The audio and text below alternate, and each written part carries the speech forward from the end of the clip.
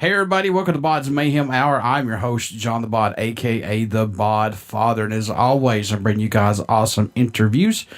And today it is an honor and privilege to have the band Mile Marker Zero on the show. They've got a new album that's coming out on March the 2nd called The Fifth Row. I've got Dave Alley and John Tuohy. I hope I pronounced his last name correctly. If not, he's going to kill me. And I've got Mark well, they're going to kill me on their last names, folks. So I got Dave, John, and Mark. I'll just put it that way. How's it going, guys? Hey, man. What's going on? Glad to have you all on here. Let's jump right into this. What's impressed or excited all you guys the most about making the new album, The Fifth Row? What's caught your eye about, if anything, possibly? So, hey, John, this is Dave. So, I think what's excited us the most was when we set out to make the record, we really wanted to kind of tip our cap to the influences that we grew up with. The last, EP that we did was a little more focused around more of like a 90s grunge kind of thing with some progressive influence. And when we started to talk about this record, before we even knew what it was going to be called or what we wanted to do, we knew we wanted to make a concept album because growing up, that's where our heroes, invested a lot of their time, and we wanted to make sure we, pay tribute to the groups like Rush and Dream Theater and Genesis and King Crimson and those groups that we grew up, really idolizing as players and as, fans of progressive music. Yeah, I think this is Mark. Doing like Dave said, doing a concept album is something that we always wanted to do, and but we always kind of put it off. Didn't feel like it was the right time. And this time we said, what the hell, let's go for it. And taking on, realizing what it takes to put something like this together, coming up with a story, placing the songs correctly in the storyline was different than we had done it. And also we wrote the music a little different rather than writing it, crashing out in a big loud rehearsal space. We actually worked a little bit more closer together in a studio setting, and we really could, tweak sounds and get into some of the more minute details that we wouldn't have looked at until later on. And I think that made a big difference in the final product. That was going to be my next question about, what led you guys to do the concept album. Was it hard to do the concept album to get it in place the way you guys wanted it, or did it just come very, very easy to you guys? I'll take this one. This is John.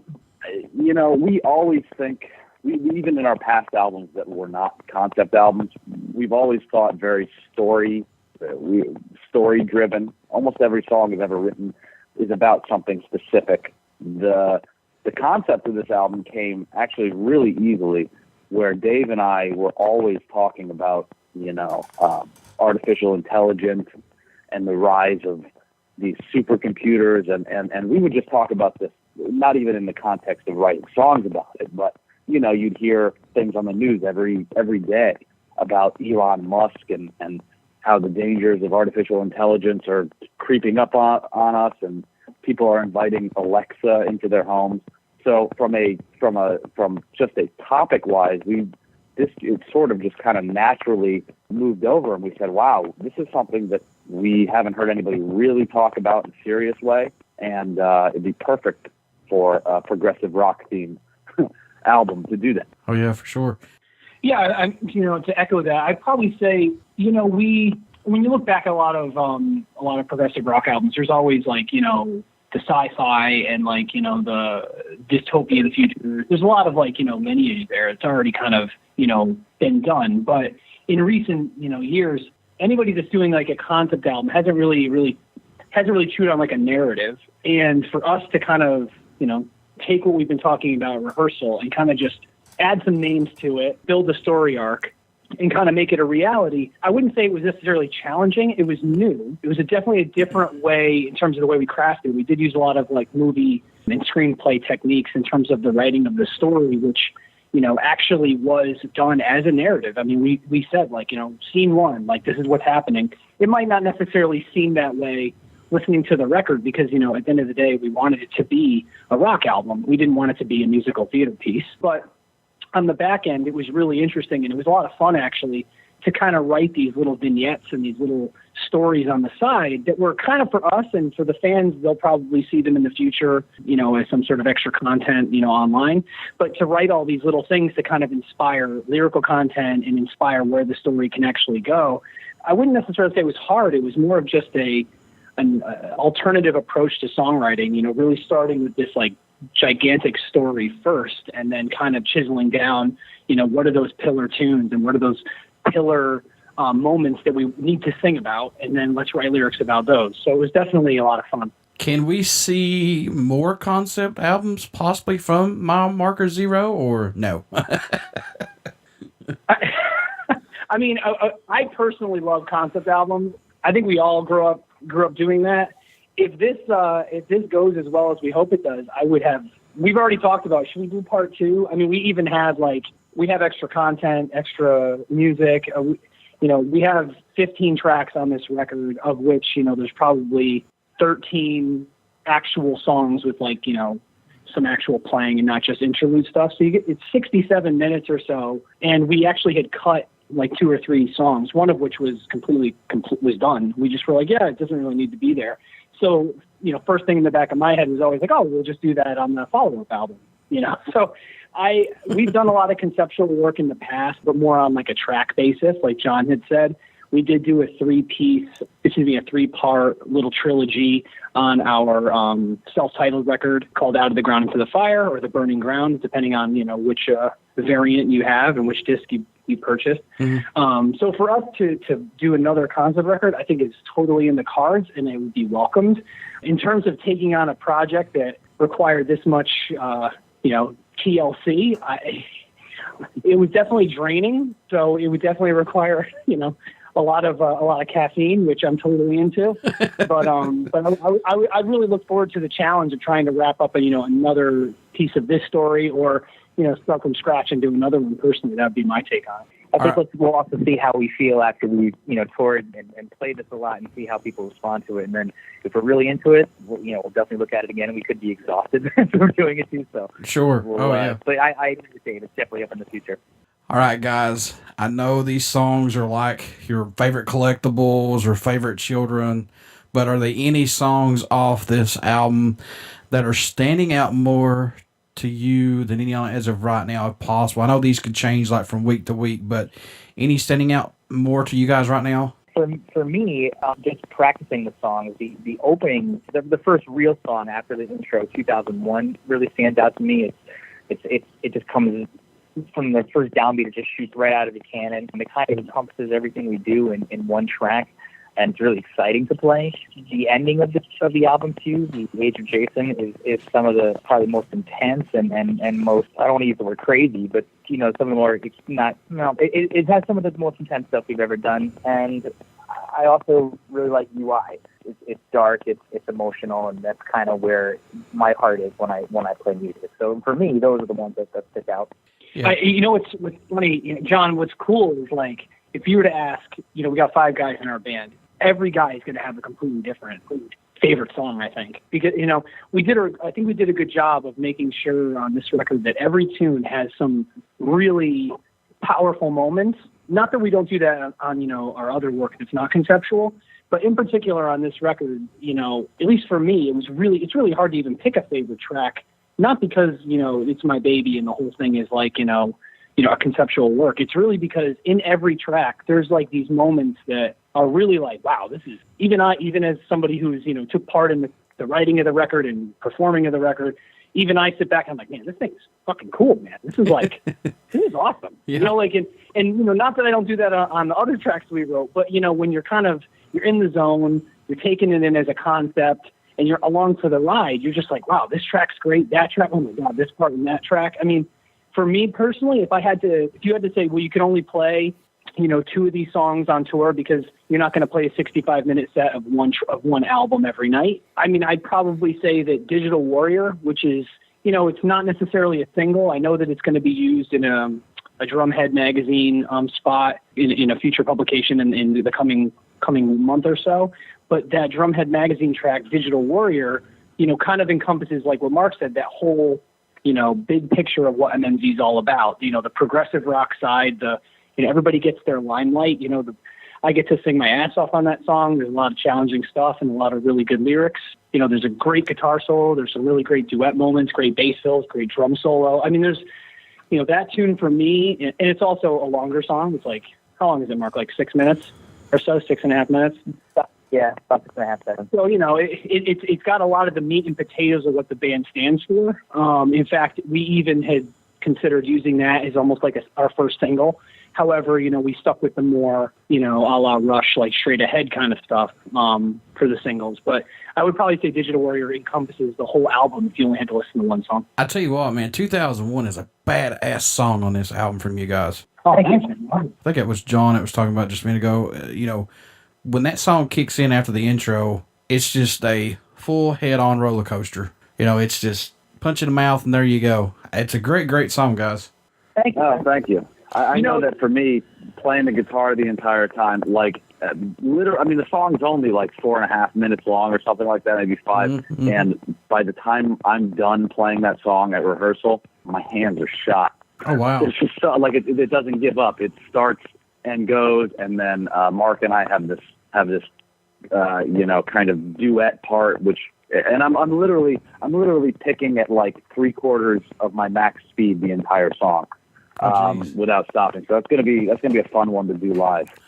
I can imagine. I've actually, to speak to that, actually, I've noticed, because, I'm not necessarily the most proficient guitar player. I play a lot of the rhythm stuff when we do the live shows. But, in comparison to, other tracks that we've written and other bands, tracks, it's almost like, there are always those spots in songs that are really challenging, where there's this like really, ripping section. With the MMZ record, it's almost like everything in terms of just that, like, it's always just dialed up enough to where, it's challenging. And then there's the duration of which that challenge exists on the song. It's like, you're always playing it an 8 out of 10. Like for the, it might not be that, crazy fast rip at, 10 out of 10, but sometimes I'd rather have, a crazy section that's only, 4 to 8 bars long. And then the rest of the tune, I can kind of like, rely on the guys. But for this one, it's basically like, hold on to your seat and just kind of like, just go, like, does not stop. Like you said, just hits and doesn't stop running. Mm-hmm. Now, you guys produced this concept album. Do you guys like doing it yourself versus having a producer? Or does it allow you to have more freedom to do what you want with an album like this? Good, John. Well, okay. Go ahead, Dave. Go ahead. You do it. I was going to say, I laughed because do we like doing it this way? I think it depends on who you're going to talk to in the band. I know for me personally, sometimes there's something to be said for kind of like, not having unlimited time.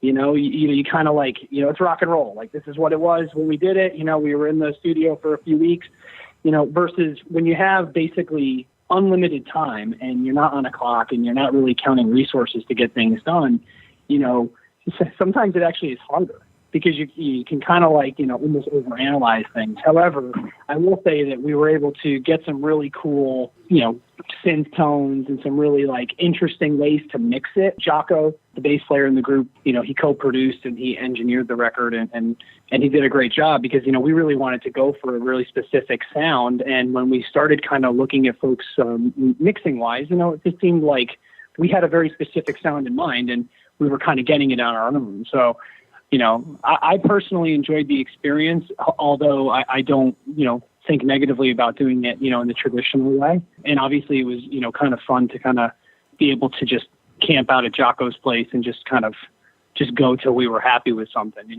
Yeah, I would just add to that a little bit, which is that the meticulous nature of doing an album like this, really getting into every little nitty gritty spot, everything, especially when you have themes that you want to connect.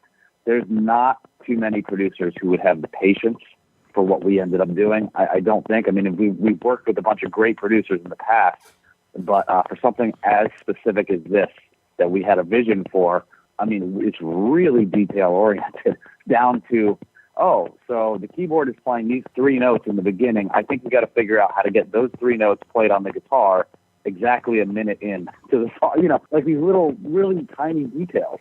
But so that's why producing it yourself can be a real benefit, especially if you want to get all those things right. If you don't mind me also adding in, we had a unique situation in the sense that Jocko is new to our band, and he has a lot of production background, but we've been friends with him for a long time and was a fan of us. But he actually was able to come in and be a little bit of both, be a voice from within inside the band, but also give us a different opinion that we maybe had not thought of because he hadn't been with us as long as we had. So he was able to know what we wanted to do, but also give us a different objective opinion that we trusted in. How long did it take you guys to record this album?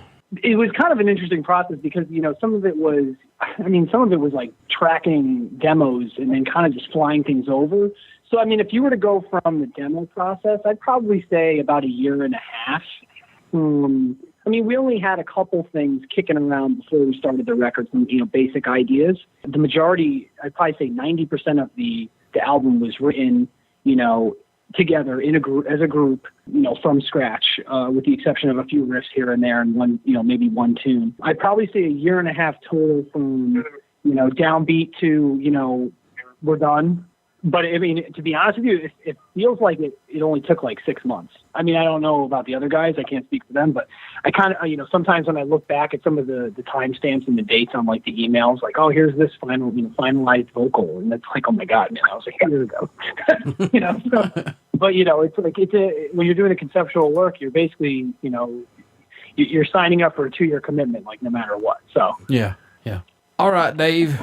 How's having your brother in the band right now? I know do you guys get along really, really well? Because I've heard some horror stories about having family members in the bands, but how do you guys coexist with each other in it? You got to look at it like this, man. We're brothers first, and then we're bandmates. So no matter what, you always have like, a little brother on brother kind of like, power struggle at times. But, it's gotten to a point now where I think we just both trust each other enough to be like, I'm not going to, say something because I also play drums too, which doesn't make things any easier, So we both play drums. I play guitar and sing in the band, but, I used to play these tracks, the really, really old ones. I played drums in Mile Marker Zero. So it took some time, but I would say that we're now on a path where it's like, he trusts me when I have a suggestion on a drum part or like on a groove or something. And then I also trust him when he wants to try something. I have heard a lot of horror stories. However, I will say that a lot of, any sort of, banter back and forth at rehearsal is about the music and it's about, making it better. So that kind of helps. It's not like it's like, just trying to, fuck around and, make people feel like shit. It's really, how do we make this better? How do we make it the best it can be? And when you have those kinds of arguments and struggles, which happens with everybody in the band, you're only going to have a positive outcome as long as everyone, is willing to come together and realize they're all in it for the long haul for a good purpose, and that's to make a kick-ass record. Yeah, exactly, man, exactly. What do you guys hope the fans take away from this new album once they start listening to it, or just Mile Marker Zero's music in general when they start to listen to it, guys? I think our big mission is really to, bring back a sense of realism to progressive music. There's been a lot of the movements that have happened within the progressive rock genre and the metal genre. It seemed like collectively it's been everything's hyper polished. Everything, I'm not saying it's bad, but when you lock in drums to a grid, everything is completely tuned and perfect.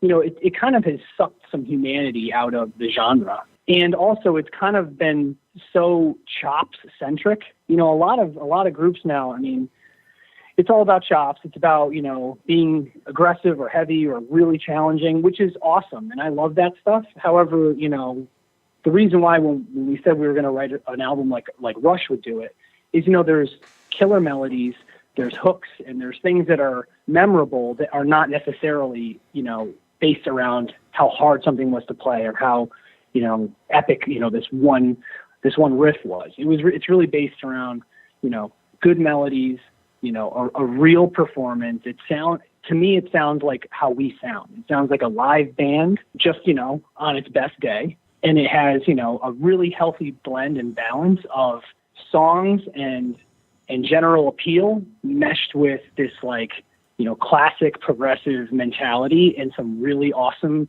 playing in parts, so that's what I hope people take away from them. And I hope they embrace it, and, we can kind of step into the light, and feel like a space that's, kind of been evacuated over the past few years. Yeah. I mean, we feel really proud about this album. We feel that this is on par with a lot of the great albums that we've heard, not only in classic time, but also in recent time. And I think we want people to see us as a new, younger voice in the genre that they can latch onto, and not only remind them of the groups that they love, but as a group that will take that and move it forward into the future in a ride they can jump on with us and see where we're going to go. What can fans expect at a show from Mile Marker Zero who have not got to come out and see you guys live as of yet? Well, we're going to play a lot of this album when we start to play. You should expect a very emotional ride, especially because, especially on this album, we're very serious about the stuff that we're talking about, where we care a lot about the future of humanity and artificial intelligence and all these things that are plaguing society right now. So so when we play, we put all that emotion and care into the show. And I think that people will come and really get immersed into the story, and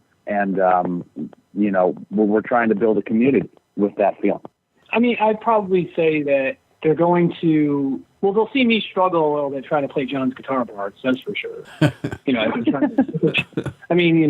if you're looking for a potential train wreck, I'm probably going to be like, teetering on the rails, like, on and off, at least in the first couple of shows. I feel like it's going to be, especially once we kind of settle in, because we're going to be playing a lot of the tunes off this concept record, but, like we said, we're not going to have, 67 minutes every night, so there's going to be some concessions that are made, and there's going to be older songs, included. What people can expect is, an intense and, some people would say we've heard, we're very epic live. We have a very epic performance, very cinematic performance. So they can expect to see, a very intense and cinematic live show, from a bunch of guys who love playing with each other and just love doing what they're doing. So that's, this isn't, fanfare. Like, we actually are up there, like John said, we believe what we play, and we love what we do. And, that's going to be completely present, for anybody that sees us for the first time or for the 100th time. Support-wise, guys, is there a country or a location that stands out more, surprises you guys? You get support from that area, possibly, or location? We have never played in France, but although recently I was looking at some of our online numbers, and I found that surprisingly we have more followers around the Paris area than I would expect, over in the hundreds, and I would have never expected that, considering we've never been there before. In America, the Philadelphia market is big into progressive music, and being that we're from Connecticut, about 3.5 hours away, that was a little bit of a surprise too. It's not a city that I thought would be into that, but so those are the two surprises, at least for me. I also throw in too, when we did our first self-titled record, we were actually one of the first. Actually, I think we were the only unsigned band that was downloadable content in the Rock Band video game on Xbox and video game platforms. And I remember because obviously we got compensated for, purchases that were done on our downloads. Mm-hmm. And I remember, and I don't know if the guys even remember this, but the amount of folks that were downloading and performing our music on Rock Band from the Middle East was actually very shocking to me. I remember I don't know if the guys remember, but we had tons of downloads in Saudi Arabia and in Israel. Yeah. And that was, and I echo Mark's comment on the, Paris, France, because, we've never played there. It's not like we ran any targeted marketing campaign there. It's not like we really did anything except, what we do. And when you kind of get these reports back, and it's, the AI that we actually appreciate, the analytical stuff that we can capitalize on, it was really kind of crazy to see, wow, you've got hundreds of people in France following the band and actively engaged. And then you got, all these people in the Middle East downloading our video game track for Rock Band. You never know, but only in 2010 to 2018 could you get that kind of data back without having to actually go there or do some sort of market research in those areas. Like, you can get it right to your phone now with the analytics, and it's absolutely awesome. And it was actually really inspiring to know that we have that kind of reach. That's the type of reach you can have in 2018 just from your house. It's pretty epic. That was what, 2014 when that happened for you guys? I believe so, yeah. That's awesome. I have the games. So. Oh, really? Yeah. I do. You could be us.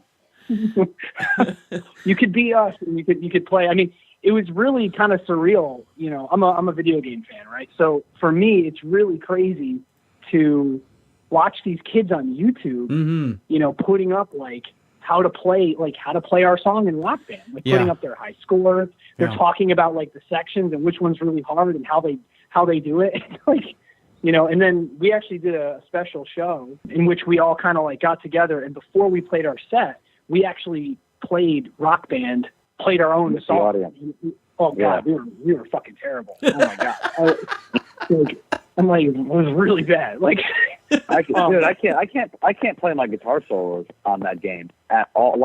I know how to play them in real life, but in that game I was failing left and right. It was terrible. Yeah, a lot. To make it fair, I think what we did too, because obviously I would have been able to sing it, no problem. So I think I played drums, didn't I, Mark? I think you sang. Yes, you're right.